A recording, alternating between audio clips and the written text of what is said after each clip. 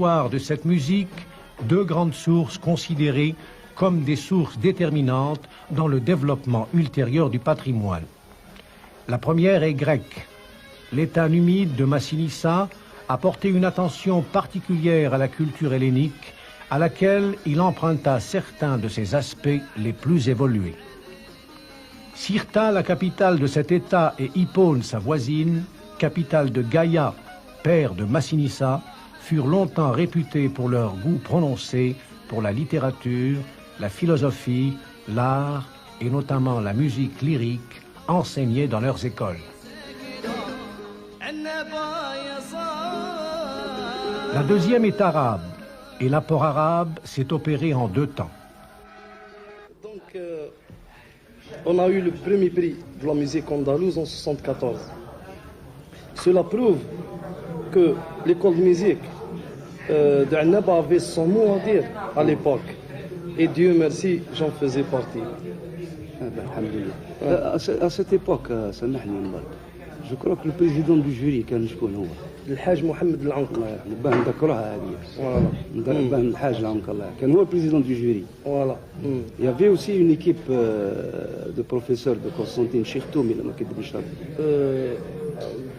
J'étais jeune à l'époque, يعني ما نشوفش مليح. كان فيها عبد القادر تومي الله يرحمه. كان درس الشيخ درسوني. الله يذكرهم كانوا. Possible.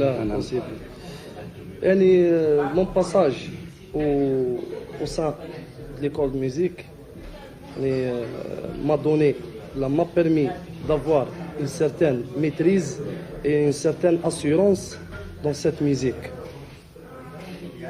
Et on peut discuter et parler des heures et des heures, c'est ça, mais j'ai tenu à abréger. Abréger, on ne peut pas s'étaler, évidemment, ça va tenir toute une nuit.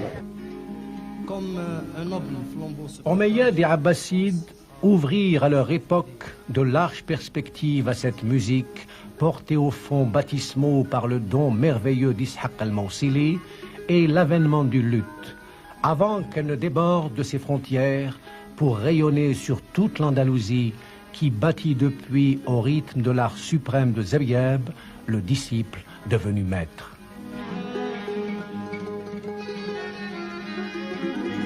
La pénétration de cette musique en Algérie remonte à l'âge d'or des États hammadites et zianides, connus pour leur pratique raffinée de la culture orientale.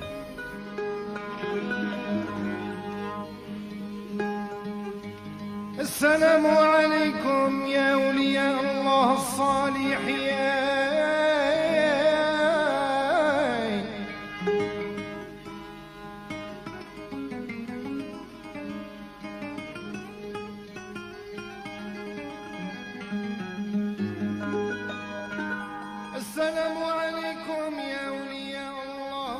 Le repli des Andalous sur le Maghreb, après les victoires des Espagnols sur les principautés arabes, amena ensuite dans son sillage le brillant héritage musical andalou qui s'implanta dans trois grandes aires géoculturelles.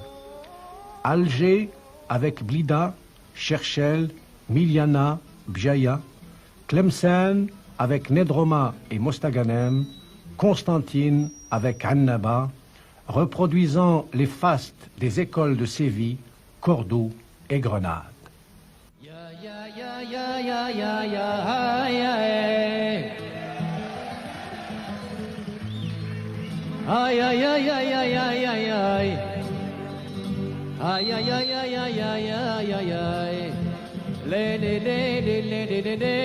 Les flamenco de la Casa del Sol. Allez, bajero para que bajero, joya, joya.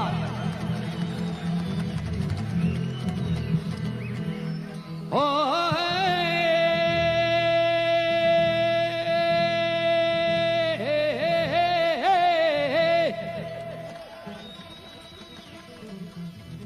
يا محلى نغم الجيتارة في ملاقا في ملاقا في ملاقا مدينة الأندلس.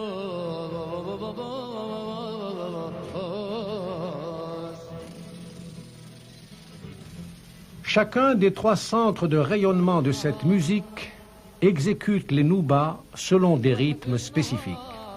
Et à Annaba, comme à Constantine, c'est le chaud ramage du malouf. C'est des noms prestigieux, tels que Mohamed el-Kurd, Mohamed Belkhammar, Ahmed Ben Boubakr, Hassan el-Annabi, Hamdi Ben Nani, Dib el-Ayashi. Oui, justement, elle est sur pied d'œuvre. D'ailleurs, je pense que les statuts ont été déposés et j'en ai parlé même à pas mal d'artistes, dans l'occurrence mes deux amis, Mbarak et Salah. Et cette association a un travail qui est vraiment immense. C'est la SACA. Elle est présidée par Si Aziz Rari. Et la composante, c'est une composante d'intellectuels, Allah Ibarak. Et je pense, Inch'Allah, on a tenu une première réunion et nous avons encore... Le but, c'est le site, la sauvegarde des sites, la sauvegarde de la culture. Tout ce qui est culture, l'art culinaire, en ce qui concerne la broderie, en ce qui concerne... Elle aura une grande tâche, c'est une tâche qui est monumentale quand même. Et ce n'est pas un travail qui va se faire en une année ou 2 années. Il faudrait beaucoup d'aide. Et je pense que d'abord, il faudrait qu'il y ait une structure d'accueil pour accueillir tout ce monde. Parce que si on doit créer cette association avec une structure qui est bien déterminée, l'art culinaire, la broderie, l'art musical, et ainsi de suite. Il y aura même, on peut inclure même l'Aïsawa. Pourquoi pas, hein? Pourquoi pas? Il y a des jeunes qui aiment bien l'Aïsawa.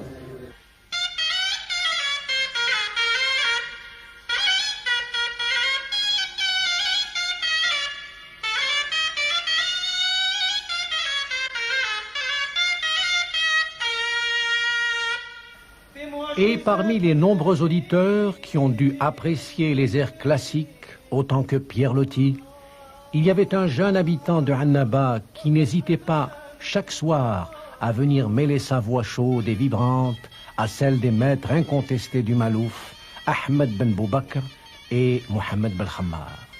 Ce musicologue à barbe et à chéchia n'est autre que l'illustre compositeur de réputation mondiale, Camille Saint-Saëns. Et c'est en fredonnant cette musique qu'il composa ses chefs-d'œuvre, Samson et Dalila, et Suite algérienne, dans laquelle il introduit le nasraf du mode Zidane. C'est encore à Annaba, sans doute inspiré par le prestigieux passé de la ville, que son génie l'aida à composer les barbares, en souvenir de la dévastation d'Hippone par les Vandales. Dans maintes notes, le rossignol est un oiseau, puis il s'élève au-dessus de sa classe et semble indiquer à toute la junte ailée ce que c'est de vraiment chanter.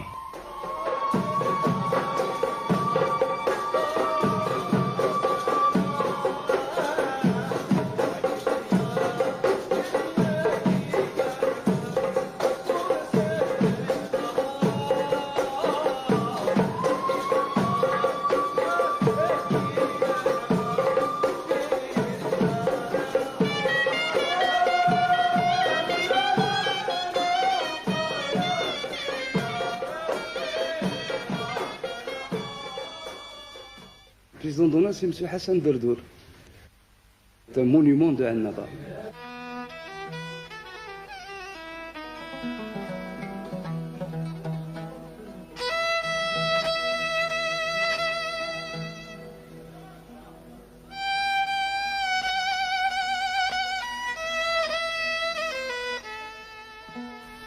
Ce vénérable monsieur, l'un des derniers monstres vivants de Annaba, contribua à la création de la fameuse société de musique et d'art dramatique Al-Mizhar al-Bunni. Auteur de nombreuses pièces de théâtre et d'essais sur la musique andalouse, il est, dès 1964, directeur du théâtre régional de Annaba. Avec ses nombreux ouvrages, dont le colossal travail de recherche sur les 25 siècles d'histoire de Annaba, Hassan Derdour essaye, comme il se plaît à le souligner humblement, de contribuer à la réhabilitation d'une cité plusieurs fois millénaire. Et en paraphrasant la pensée de Saint-Exupéry dans Terre des Hommes, nous pouvons dire que l'humanité existe seulement si chaque homme pose sa pierre, peu importe sa taille, dans la construction de l'édifice. Les uns peuvent détruire cet édifice, mais rien n'empêche les autres de recommencer à construire.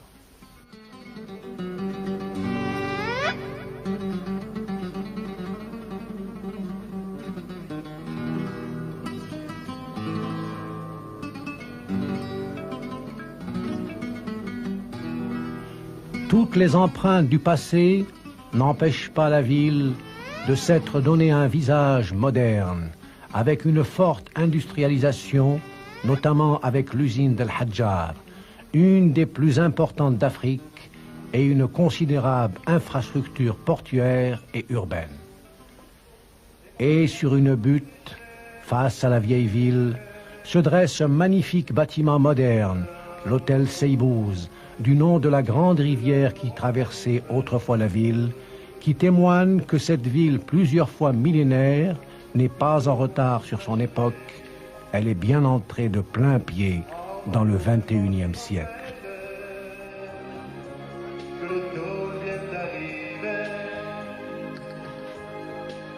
Cet hôtel de classe internationale offre tout le confort et l'agrément des grands établissements modernes qui se distinguent par le souci permanent de qualité dans le service jusque dans le moindre détail. La ville se rendait que fonctionnaire, ne pas attendre sans son père que l'heure de la retraite sonne. Il faut savoir ce que l'on aime et rentrer dans son HLM, manger du poulet aux hormones. Pourtant, que la montagne est faible, comment peut-on s'imaginer en voyant un vol d'hirondelle que l'automne vient d'arriver? Goûter à la cuisine bonnoise et dire avec Omar Al-Khayyam: vers ces chansons dans ma coupe à boire, car ce que je demande, c'est le flacon de vin en rubis, un instant de répit dans la vie et la moitié d'un pain.